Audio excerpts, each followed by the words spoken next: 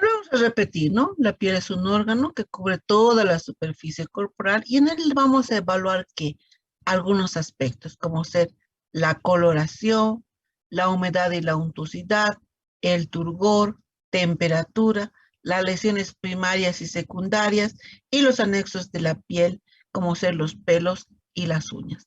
Si bien mi paciente está viniendo por un problema netamente dermatológico, igual tengo que hacer una valoración o un examen de pelos y uñas, ¿ya?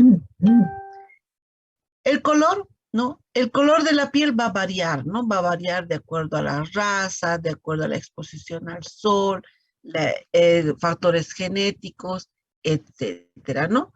¿Qué es lo que nos va a dar la coloración? La cantidad de qué? De melanina, ¿no? Y esto depende de qué? De la raza, la herencia y, como les decía, de la exposición al sol. Hay áreas del cuerpo que tienen un pigmento más oscuro que otras, ¿no? Por ejemplo, los pezones, los genitales y la piel que está alrededor de orificios naturales. Entonces, en estas áreas, la piel siempre va a tener un cambio de coloración y va a ser más oscura en relación a la piel que la rodea. ¿Qué cambia también la coloración de la piel? La riqueza de los capilares, la perfusión tisular, la cantidad de hemoglobina, la oxigenación y el grosor de la piel, ¿no? Entonces, según esto, uno puede observar un tono, por ejemplo, rosado, que para nosotros es un tono sano. Puede haber también un tono ya rubicundo, que ya es un tono patológico, pálido también, o un tono cianótico. ¿En qué personas valoro estos cambios de coloración? Generalmente en las personas de raza blanca, cáusticos. Es decir, en este tipo de personas me es más fácil hacer la valoración de esos cambios de coloración. Pero en personas que son de piel más oscura, personas más morenas, es más difícil, ¿no? Pero nosotros sabemos que en las mucosas es donde yo voy a valorar estos cambios de coloración, ¿no? Una buena perfusión tisular da lugar a glóbulos rojos bien oxigenados y esto nos va a dar, ¿qué? Esa coloración rosada. ¿Qué pasa cuando nosotros hablamos de anemia? Se aprecia una palidez, ¿no? Es decir, una palidez que va a ser valorada ¿dónde? En las mucosas, ¿no? También podemos valorar en la palma de las manos, en los lechos unguiales, etcétera. Podemos comparar, ¿no? Por ejemplo, yo puedo tomar mi palma de la mano, comparar con la palma de la mano del paciente. Se supone que yo estoy más sano, ¿no es cierto? Entonces debe haber un cambio, debe haber una diferencia. ¿Qué pasa en la poliglobulia? ¿No? En la poliglobulia hay una gran cantidad de glóbulos rojos, ¿no? Por eso es que le da este aspecto rubicundo, oscuro. El paciente tiene una piel morada, ¿no? Y aumento de la cantidad de las arañas vasculares. Y esto es una patología también. ¿Qué pasa cuando hay una oxigenación defectuosa? ¿Quién lleva el oxígeno en los glóbulos rojos? En la hemoglobina. Si esta hemoglobina está disminuida, se va a asociar a qué? A una cianosis, que es el color azul en la piel, que va a ser valorada ¿dónde? En los lechos unguiales, en las orejas, en las mucosas, alrededor de la boca, etcétera, ¿no? También puede haber un cambio de coloración por una vasoconstricción, ¿no? Que se asocia a palidez y frialdad, que también van a ser valoradas en estas áreas, ¿no? Hay algunos pigmentos también que pueden cambiar el tono o el color de la piel, ¿no? Por ejemplo, las bilirrubinas en un recién nacido que contenga un valor más de 2 miligramos por decilitro, estamos hablando de una ictericia, ¿no? Pero también puede darse por el consumo de algunos alimentos, ¿no? En bebés ya un poco más grandes, en bebés que ya han iniciado, por ejemplo, su alimentación, por la ingesta de qué, por ejemplo, de zanahorias o zapallo, que le dan este color, ¿no? Este color como dorado a este niño, que para nosotros es un color sano, ¿no? Entonces, esta coloración va a desaparecer si yo dejo de dar este alimento al paciente, ¿no? Al niño. Pero si el niño nace con esta coloración, quiere decir que ya es una ictericia y tengo que hacer ya otro tipo de manejo. Existen algunas enfermedades que van a producir cambios de coloración de la piel, por ejemplo, una hemocromatosis, la insuficiencia suprarrenal o la enfermedad de Addison, la cirrosis hepática, la insuficiencia renal, etcétera, que son enfermedades que van a producir cambios en la coloración de la piel. Por ejemplo, en la hemocromatosis, ahí tenemos ese color de piel azulada. En la enfermedad de Addison o insuficiencia suprarrenal tenemos esta coloración de piel que es un color bronce, plomizo, ¿no?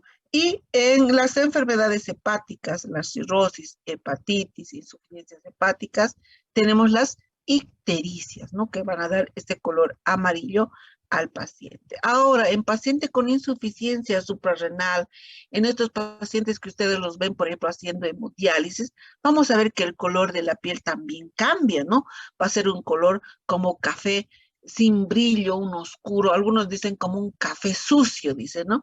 Es porque ese riñón está fallando y no va a haber una buena desintoxicación y vamos a tener esa piel, aparte que estos pacientes con insuficiencia suprarrenal, ¿no? Perdón, con insuficiencia renal, ya que están haciendo hemodiálisis, tienen que restringir la cantidad de líquido, ¿no? Por lo tanto, esa piel es una piel seca. Hay algunos cambios de color por algunos fenómenos físicos también, ¿no? Por ejemplo, hay hiperpigmentación de la piel en áreas que tienen mucho roce, el cuello, en áreas donde ha habido traumatismos, cambia también la piel, y también puede ser en aquellas personas que se exponen al calor, por ejemplo, los braseros, en los panaderos, ¿no? Pueden tener cambio de coloración de la piel en los brazos o también a nivel del abdomen, ¿no? Porque se expone a eso.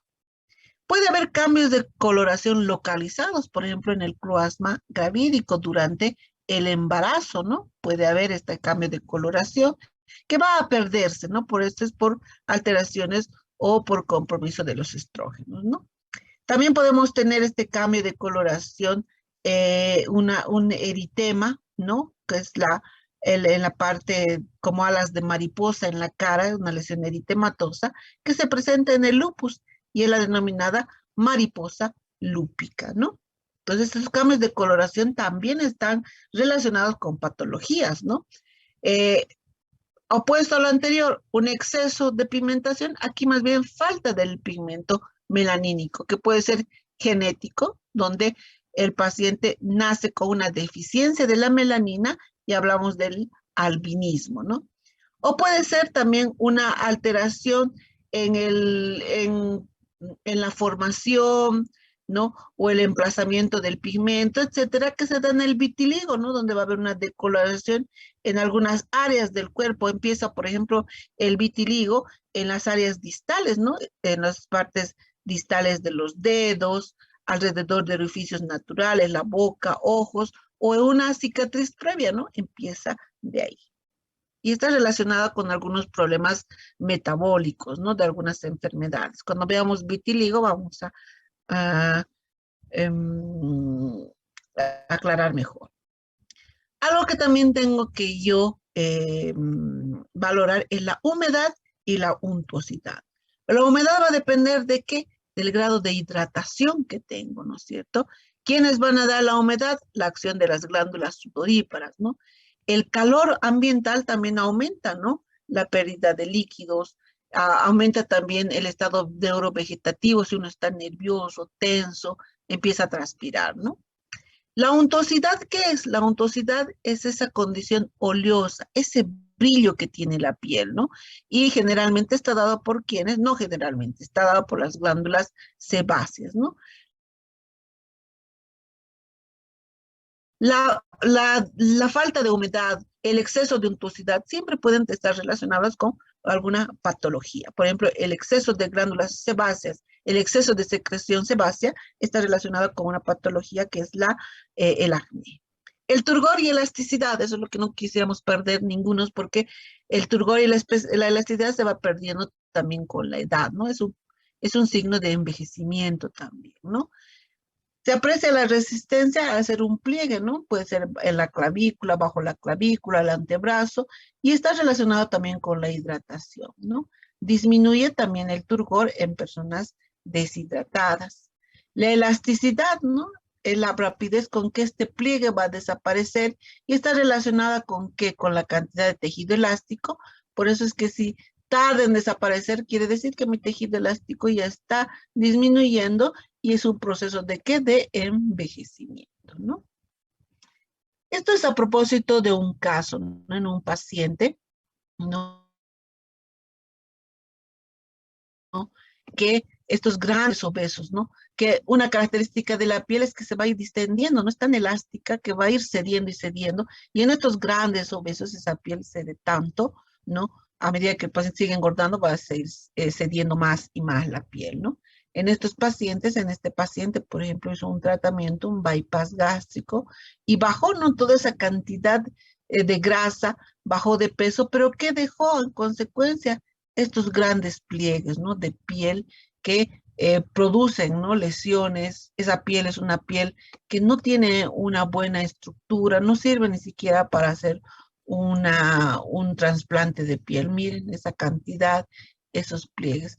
En algunos países ya la obesidad forma parte de las enfermedades, ¿no? Entonces ya es considerado una enfermedad y muchos seguros pueden cubrir. Esto es un riesgo, ¿no? De que este paciente haga infecciones en piel, micosis, celulitis.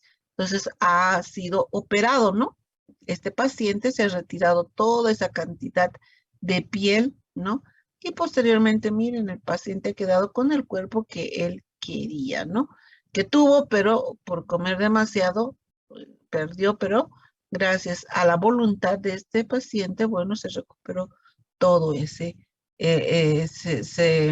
eliminó todo ese exceso y se recuperó un cuerpo con un peso adecuado.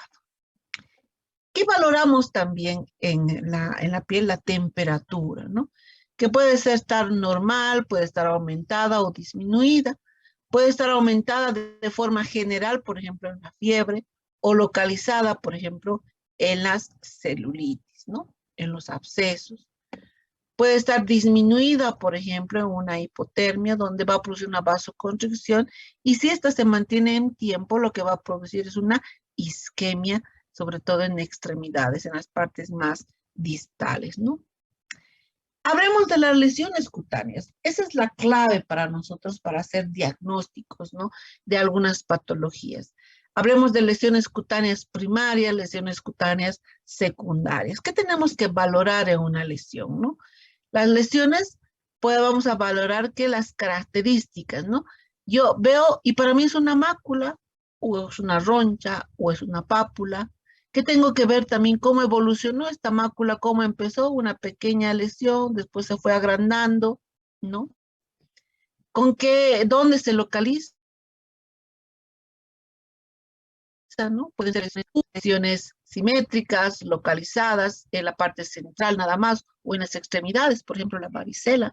La varicela es una patología dermatológica, es una enfermedad viral que va a presentar ampollas, ¿no es cierto? ¿Y dónde se van a localizar? Generalmente en la parte central, rara vez en brazos, ¿no? Generalmente es en cara, en cuerpo, etcétera. Su ubicación son en zonas, por ejemplo, expuestas al sol. Si es una mácula que se presenta en áreas expuestas al sol, voy a ver las características de esa y puede tratarse, por ejemplo, de un melanoma, ¿no? Su distribución sigue un recorrido, por ejemplo, en el herpes, ¿no? Si son esas lesiones vesiculares pequeñitas en racimo que van a ir siguiendo un recorrido, ¿no? Un recorrido por el dermatoma, por el nervio, por ejemplo, ¿no? ¿Qué síntomas te acompañan, no? Hay dolor, hay prurito, sensación de quemazón. Las circunstancias en que aparecieron, el paciente ya tenía una enfermedad previa o fue secundaria al uso de algún medicamento. Las reacciones alérgicas se manifiestan con lesiones dermatológicas como las ronchas. También es importante precisar si el paciente ha viajado en algún lado, ¿no es cierto? Porque hay algunas enfermedades que están relacionadas con ¿qué? Están relacionadas con eh, con algunas enfermedades propias de la región, por ejemplo, un paciente que ha estado por el Chapare y que ha ido, que su ciudad de origen, por ejemplo, es en Oruro, ¿no? Y en Oruro aparece una úlcera, ¿no? Esa úlcera puede estar relacionada con enfermedades del área tropical, ¿no? Puede ser, por ejemplo, una leishmaniasis. También a relación con contacto con animales o la actividad laboral. Un veterinario, por ejemplo, puede tener más lesiones por ectoparasitosis, hongos, etc. Veamos la topografía y morfología de las lesiones, que pueden ser primarias y lesiones secundarias. ¿Qué es importante cuando hablamos de lesiones primarias y lesiones secundarias? El concepto, ¿no? El concepto es importante, saber qué es una lesión primaria y qué es una lesión secundaria, ¿no? Así yo voy a determinar, cuando vea una lesión, voy a determinar si es primaria o secundaria, ¿no? Cuando hablamos de lesiones cutáneas primarias, son aquellas lesiones elementales, son las lesiones que aparecen con la enfermedad, son lesiones que no han evolucionado, que no han sido manipuladas. Las lesiones secundarias son ¿qué? Son la secuencia de una lesión primaria, ¿no? Y que ha sido manipulada, ¿no? Por ejemplo, si yo tengo acá una vesícula, esta es una lesión primaria, ¿ya? Ahora, ¿cómo va a evolucionar normalmente esta vesícula? No se va a quedar de por vida como vesícula, ¿no? Esta vesícula puede romperse, ¿no? Y formar una úlcera. Y esa úlcera ya es una lesión secundaria. Ahora, esta úlcera puede tener una costra, ¿no? Esa ya es una lesión secundaria. Esta úlcera puede dejar una cicatriz y esa es una lesión secundaria. Puede ser que había la vesícula y ¿qué hice yo? Rasqué, rompí, manipulé y es una lesión secundaria, ¿no? Entonces, esa es la diferencia, ¿no? Una pápula es una lesión primaria. Una vesícula es una lesión primaria. Pero ¿qué pasó si esa vesícula se rompió? Formó una costra y formó una cicatriz. Esa ya es una lesión secundaria, ¿ya? Entonces ahí tenemos las lesiones primarias: mácula, pápula, nódulo, vesícula, púrpura, telangiectasias. Lesiones secundarias: las escamas, costras, escoriaciones, úlcera, liquenificación, cicatriz y atrofia, ¿no? Esas son las lesiones secundarias. Vamos a ir hablando de cada una de ellas, ¿ya? Muy bien.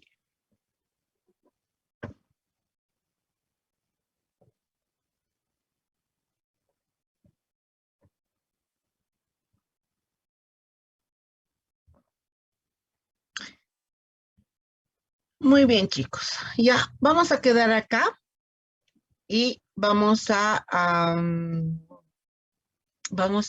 continuar la siguiente clase. Les voy a pasar ahora los temas y el libro de consulta, ¿ya? ¿Alguna pregunta, algo que quieran que les aclare?